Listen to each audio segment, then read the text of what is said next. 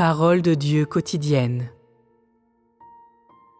Dans la vaste étendue du monde, d'innombrables changements se sont produits. Les océans embourbent les champs inondent les océans, encore et encore. À l'exception de celui qui règne sur toutes les choses dans l'univers, personne n'est capable de conduire et de guider cette espèce humaine. Il n'y a pas un être puissant qui travaille ou réalise des préparatifs pour cette espèce humaine, et encore moins y a-t-il quelqu'un qui soit capable de conduire cette espèce humaine vers la destination de la lumière et de la libérer des injustices terrestres. Dieu se lamente de l'avenir de l'humanité. La chute de l'humanité l'afflige, et il souffre de voir que l'humanité avance pas à pas vers le déclin et le chemin de non-retour. Une humanité qui a brisé le cœur de Dieu et l'a renié pour chercher le mal.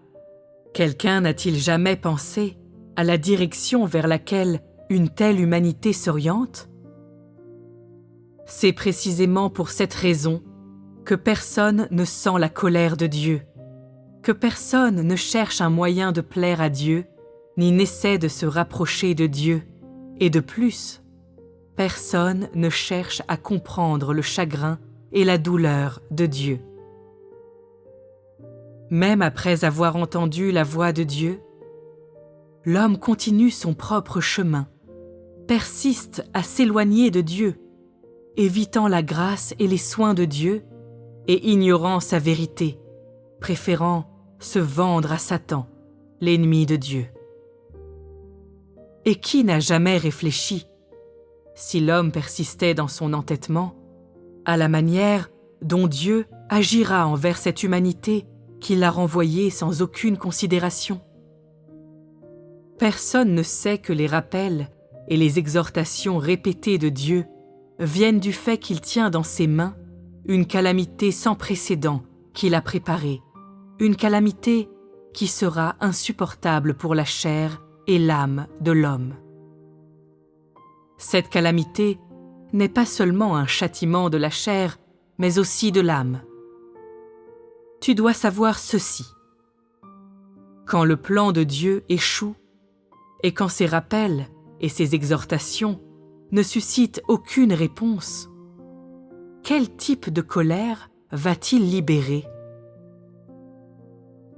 Cela ne ressemblera à rien qui ait été connu ou entendu jusqu'ici par aucun être créé. Je dirais donc que cette calamité est sans précédent et ne se répétera jamais. C'est parce que c'est le plan de Dieu de créer l'humanité cette fois seulement et de sauver l'humanité cette fois seulement. C'est la première fois et c'est aussi la dernière. Par conséquent, personne ne peut comprendre les intentions laborieuses et l'attente fervente avec lesquelles Dieu sauve l'humanité cette fois.